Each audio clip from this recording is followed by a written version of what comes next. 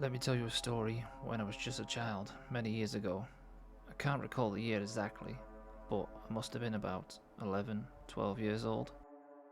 At that age, I had no fear, and my curiosity just took over, and wandering off, exploring, was ordinary for me.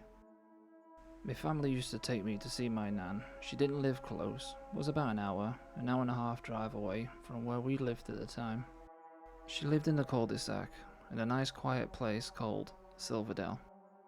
And because of that, she was known as Nanny Silverdale, not just by me, but by many. She lived in one of those old detached houses that was connected to about 7 to 8 others. Can't recall exactly how many there was, but the houses themselves was built sometime in the 1900s. Standing outside of the house, it's no different to most houses, old or new. No reason to make you feel uneasy, but it did.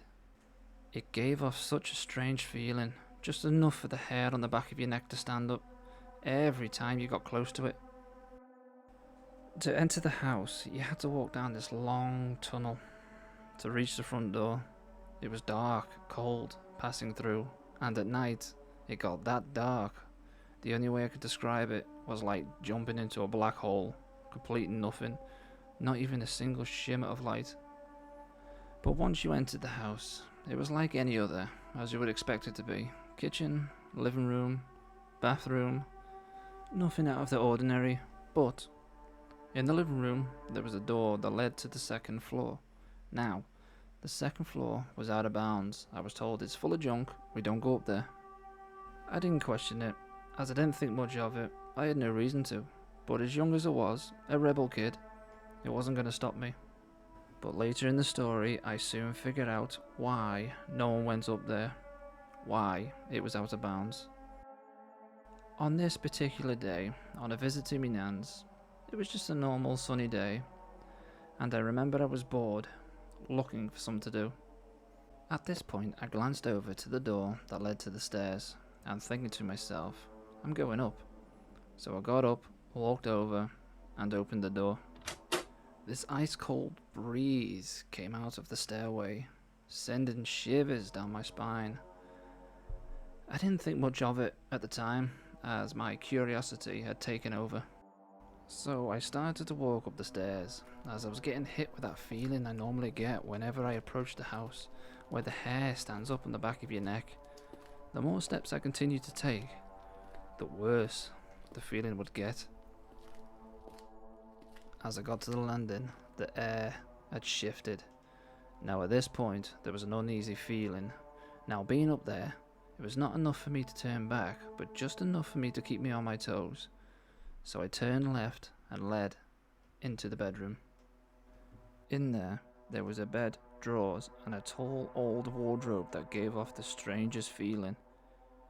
Standing next to it, it was like pins and needles at the tips of your fingers, and as if the air was getting thinner, harder to breathe. I didn't hang around in there long. I swiftly left the room and head down the hallway and ended up in the small bedroom. That just had a few boxes in there and a small window looking out to the back garden. I could see my granddad working. He was tending to the weeds. There was one more room up there I hadn't been in yet. So I left to have a look in the third bedroom. It was the same as a small bedroom, nothing much in there, just a few cardboard boxes. So, I opened a few of the boxes, had a look inside to see what there was, and just on the top in one of them there was a gun. A revolver type. I couldn't believe what I'd just found. But at this point, I completely forgotten all about the uneasy feeling I was getting just being upstairs. With the gun in my hand, I had turned round and left the room. Just as I passed the door frame, something to the right of me caught my eye.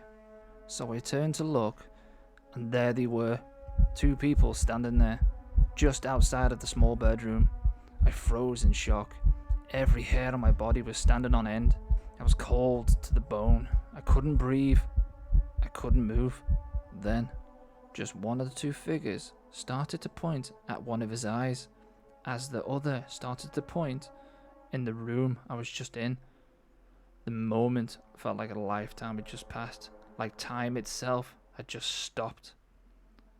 Then suddenly, like a flick of a switch, I was able to turn and run. I went straight for the stairs.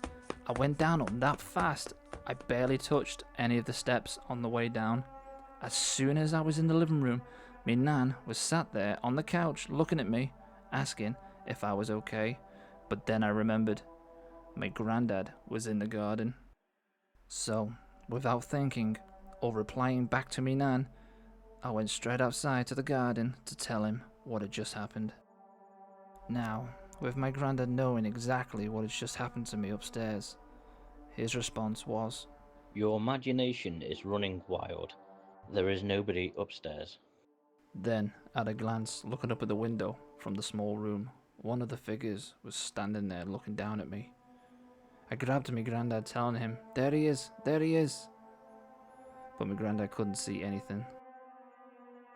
It was at this point he noticed I had the gun in my hand still that I found earlier, asking me where I got it and telling me to put it back where I found it.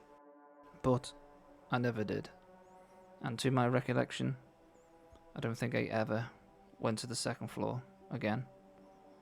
Some time had passed, and I later found out that some of my family have had their own experiences, and it's one of the reasons why no one goes up there.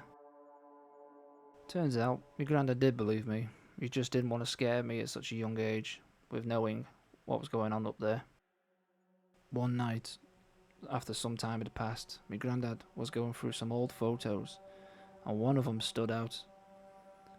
It was one of the figures that I had seen that day, upstairs, in that house. Turns out, it was my great-great-granddad. But the other one, the other figure, still don't know to this day. Thank you for listening.